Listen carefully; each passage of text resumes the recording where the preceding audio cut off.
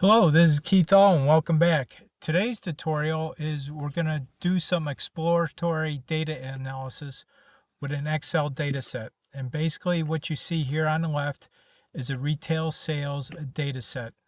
And what we're going to be doing is we're going to be asking ourselves certain questions, 5 in total, that will give us some answers back. And that will tell something about this dataset. And then after we go through the formulas and getting the information that we need, we're going to talk about why it is important to ask each and every one of these questions that we're going to go through. So first off, we're going to talk about, or let's get information about the total sales amount for a specific product. Okay. Now what that means is what we should be thinking about is we want sales for a product that we're interested in. So that means that we're going to look for a specific product. We're going to choose laptop first. And then after we find laptop, we want to sum all the sales for the laptop in this data set. So one good formula for that is the sum if function. We could also use sum if s. And the difference between the two, the basic difference is sum if s allows you to have multiple conditions and sum if only allows one condition. Now we could use one or both of these in this situation, but today we're going to focus on using the sum if function.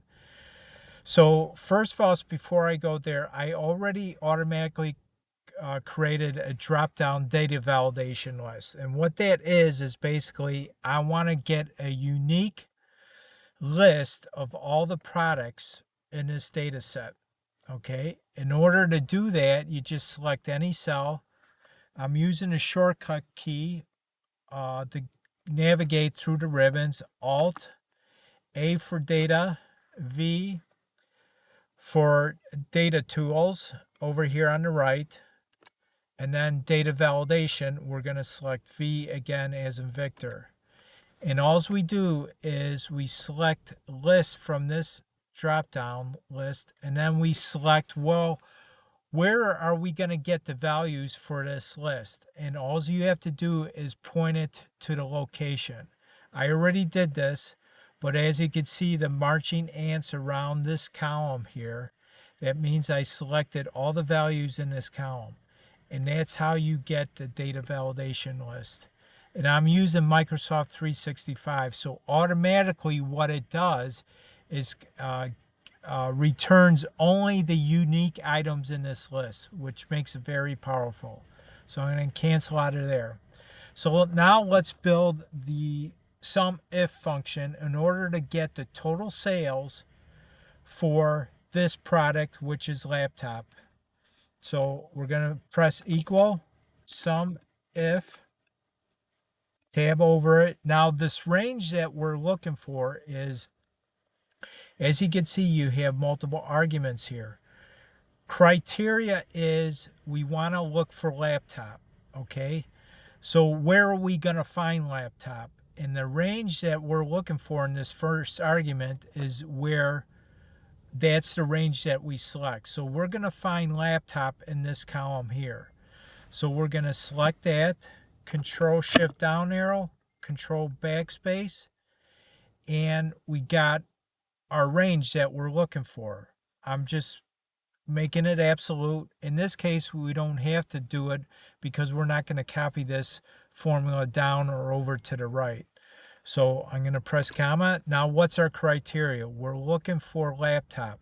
So the value in this cell is what we're looking for. I'm going to press F4 again, comma. And what range are we going to sum up? So we're going to sum up this range, column I for total sales. Control Shift down arrow, Control backspace, F4 to fix it. Close out the sum if function and press enter. So now we come back with, okay, for this particular product, we're selling $26,972. And the reason for this drop down, we make it dynamic. So let's say if we want to see the values for bed, It automatically calculates it. Now, how do we know that this sum if function worked? Well, there's an easy way to do that. So let's remember this number here, 26,972. Let's go over to the data set. Let's turn on the filters, Control Shift L, and as you can see, we have filters up here applied now. Now let's select laptop from column D. So we go over here, click on this down arrow. We could do one of two ways. Unselect this and scroll down until you see laptop, or you could type in here laptop and it finds us for it and it checks it off. So click OK. Okay, now we got the data set only for laptop, and we also got the total sales here. So if we highlight this, over here in the bottom right, Excel automatically gives us stats on this in the status bar. And as you can see, the bottom right, it says 26,972.19. So we know we did that formula correct. And for the rest of this tutorial, you can apply this also. That's how you could check your results. So I'm going to press Control Shift L to get rid of the filters. Okay, now let's go on to the next question that we're going to ask. We're going to ask now, who purchased a specific product? Okay, so that's who, meaning the customer name, which is in this column. And then if they purchased cheese, we want to know how much they spent on that. So let's take this in two steps. First of all, we need to get a list of unique customer names from this list. So one way to do this is we could use the unique function coupled with the filter function. So let's first build the filter function. So we're going to do equal filter, comma over now the array. Now what in this case, what is the array? So we want to only return customer names in this case. So the array that we want is over here. We're going to only select this range here. So Control Shift down arrow, Control backspace. Again, we could fix it, comma. What do we want to include? Well, we want to include customers that bought cheese in this case. This is also a data validation list. I did it the same way as this. The only difference was I moved it down and we're selecting the product name column to get a unique list here. So we're going to include what's in this area here. So we're going to say this range, D, Control Shift down arrow, Control backspace, F4 to fix it, is equal to the value in this cell right here, K9, F4. Oh, wrong key. Okay, now the last argument is optional.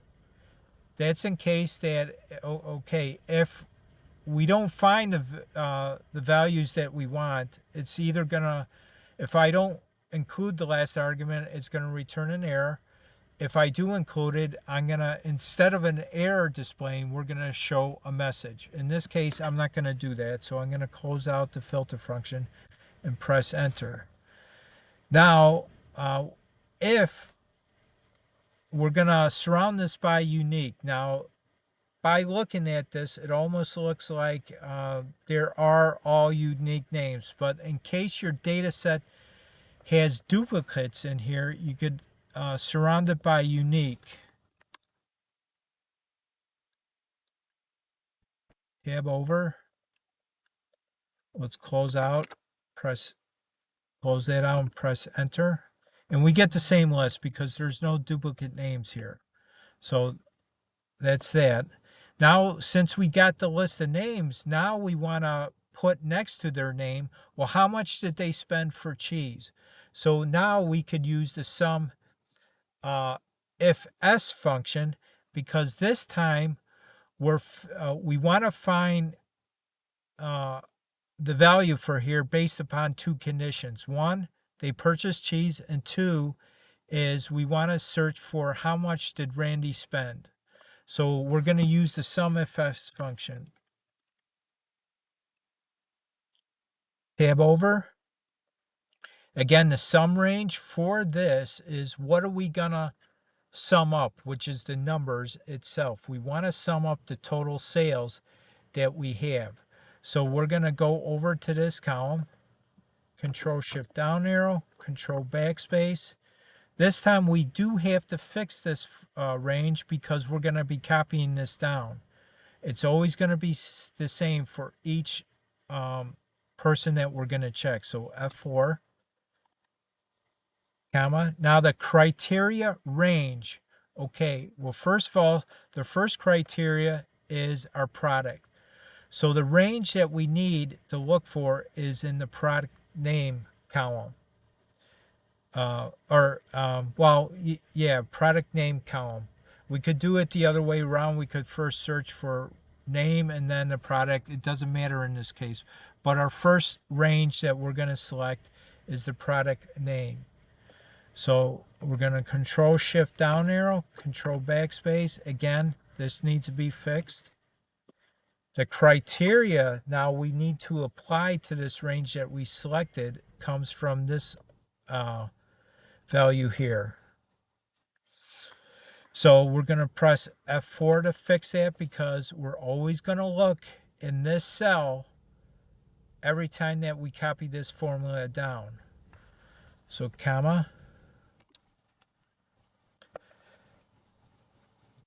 Now our next argument is criteria range 2. So now we need to search on the name.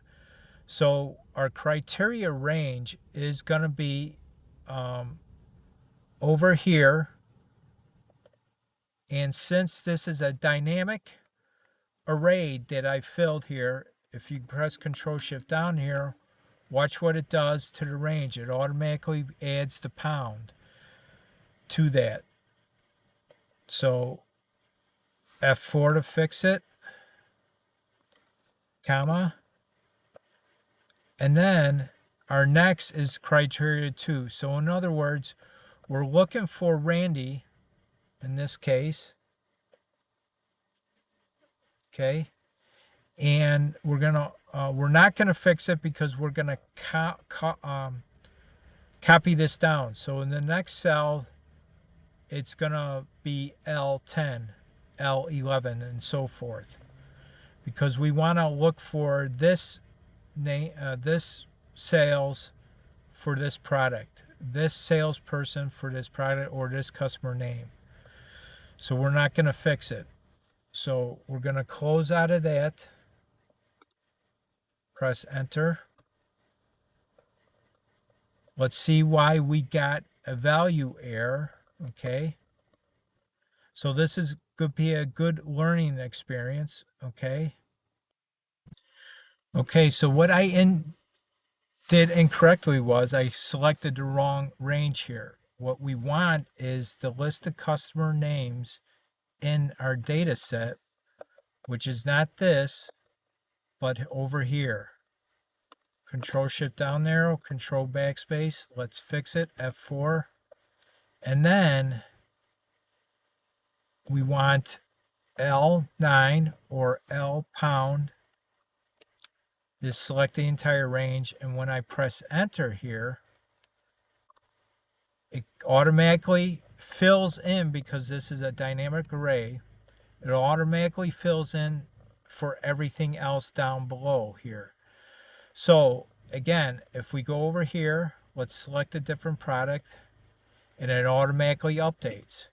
So so again, use the same process that I did up here to verify your results. Turn on the filters here and filter by the product name and then the customer name, And what appears over here after the filter will equal these values here. So that's that. Now let's scroll down. Let's ask some more questions. How many units of a product category, example clothing, were sold? So in other words, what we're looking for is in our data set, we have quantity sold, which is the units. So we want to know how many units were sold for a particular product category, which is over here. So if we scroll down here, we could use a sum if. So I already did it, but let's delete it and let's build it from scratch. Okay. So we're gonna be looking for the units by product category. So we're gonna do a sum if in this case, because it's one condition.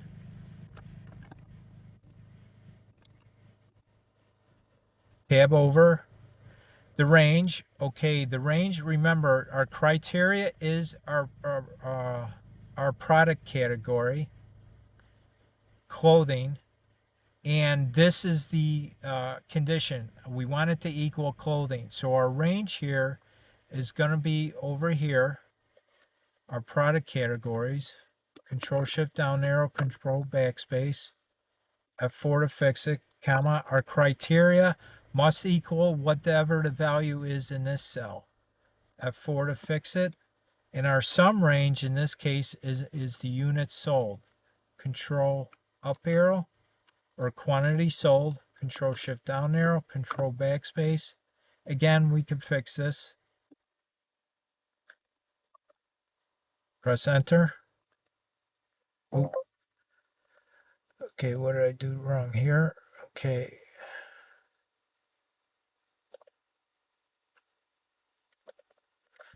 Entered in too many arguments. Press enter. Okay, now we got that. So this is how many units were sold for the product category, clothing, electronics. As you can see, it's dynamic. Okay. Our next question is, what is the total sales amount for a specific region? Again, we want to look for the total sales by region, which is this column here. Again, I did a data validation list. These are the unique regions in this data set. And we want to do, again, we could use the sum if here also to calculate this. Equal sum if.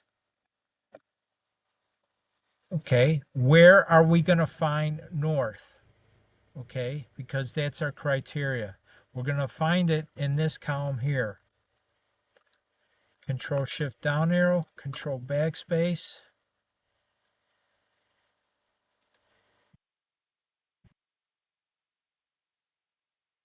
We don't need to fix it in this case like I did the other ones because we're not copying it down. We can, but either way.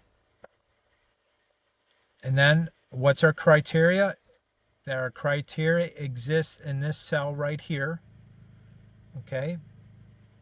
And then what's our sum range? Well, we want to get the total sales. So we want to go over to the sales column, Control Shift up arrow, Shift down. Oh, wait, Control Shift up arrow.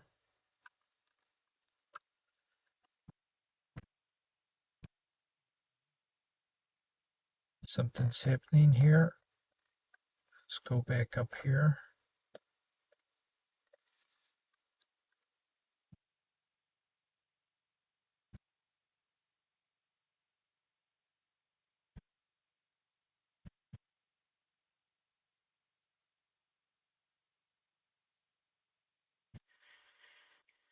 Control backspace. Okay, let's make sure I got the range criteria, and over here that's our sum range. Let's close it out. So this is the total sales for North, 199,770. Let's go up here. That's for the North region. Control Shift L. Oops.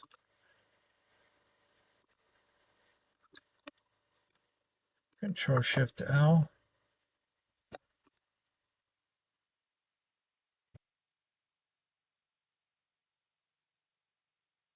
Region, let's filter on region.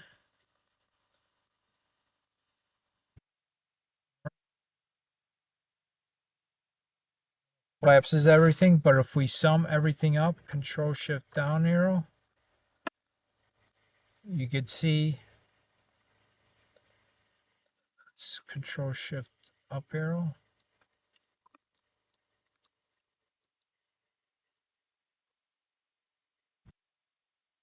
Oops. 199,770. So we know that that's working fine. Control Shift L. Let's scroll back down. And there you have it. Now for our last question is, what is the sales amount for a specific order? So again, we're going to use the sum if function here because it's only one condition. We want to look for the total sales for only this order number here. Again, I use the data validation list to get the unique order numbers. Okay, let's scroll back up here, or let's do equal sum if range. Let's go back here. We're going to find our order number in this column.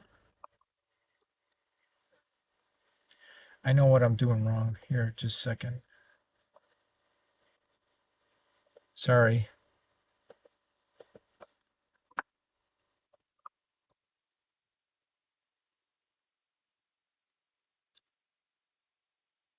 Let's go over here.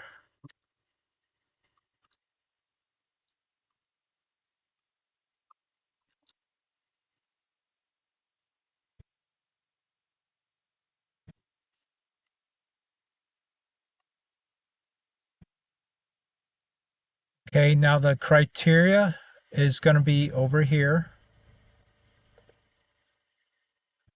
This is the product or order number that we want, and now we want the sum range. What are we summing? The total sales.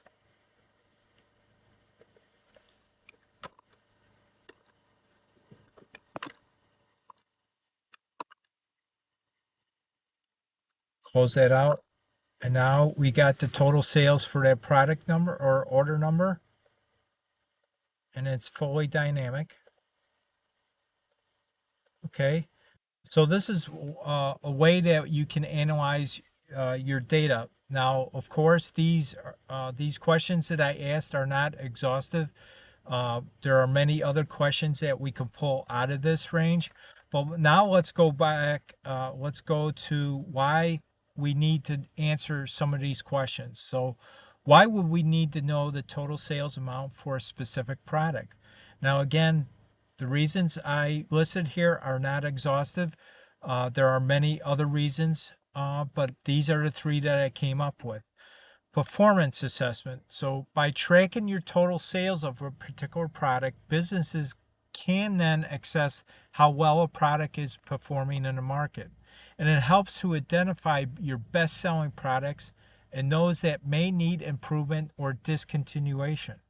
Another reason for inventory management. Understanding the sales trends of a specific product helps in managing inventory levels. Of course, businesses can ensure they have enough stock of your high demand products and avoid overstocking less popular items.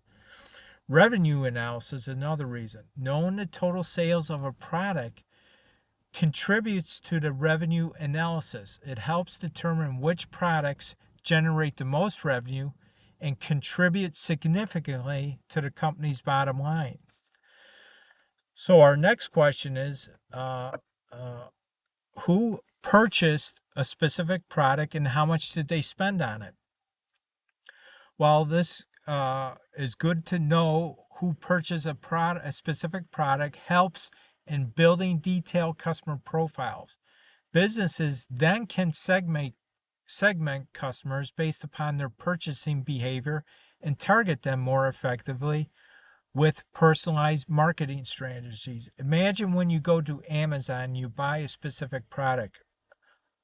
Realize what they're doing is they're profiling your previously purchases, and they always come up with recommendations, don't they, for other products that are similar to what you bought in the past.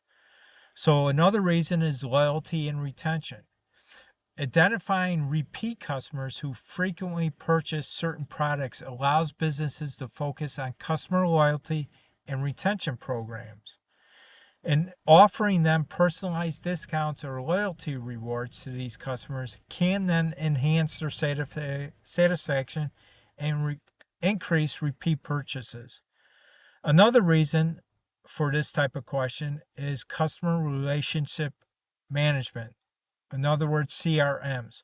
Tracking individual purchases helps in maintaining a comprehensive CRM system. Okay. Our third question is, why would we need to know how many units of a particular product category were sold? Well, marketing and promotions could be a reason. Sales data for product categories can inform marketing strategies. Businesses can then identify which categories respond well to promotions and tailor their marketing efforts. Another reason is customer preferences. Understanding which product categories are popular with a customer provides insights into customer preferences and buying behavior. And this information can be used to improve product offerings and enhance customer satisfaction. Another reason is trend identification. Now, tracking the sales of product categories over time helps identify trends and seasonal patterns. So businesses can then plan for peak seasons and adjust their product lineup accordingly. Okay, now our next question is sales by region. Okay, is regional performance assessment.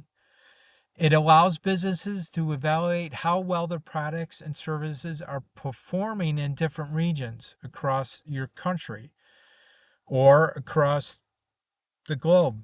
By comparing sales across these areas, businesses can identify which areas are thriving and which might need additional support or resources. Targeted marketing strategies. Knowing the total sales in a specific area helps in crafting targeted marketing campaigns.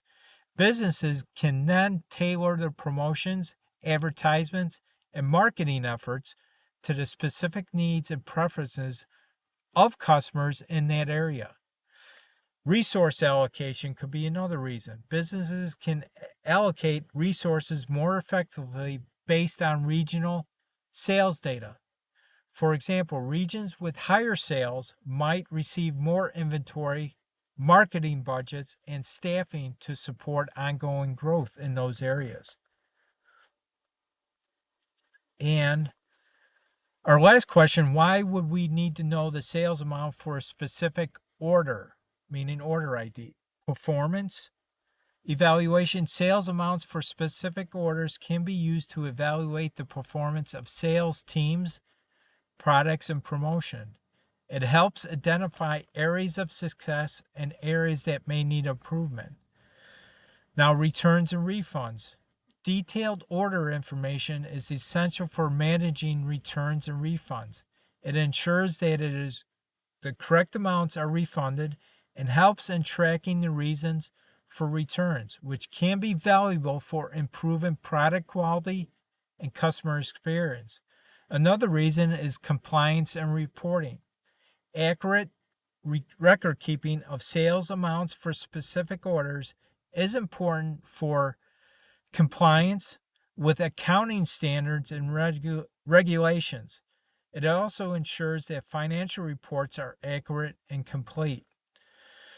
So today was informative in the sense it helps you identify by doing an exploratory data analysis of your data. It helps identify certain trends that you can look out for, and you can report this to upper management.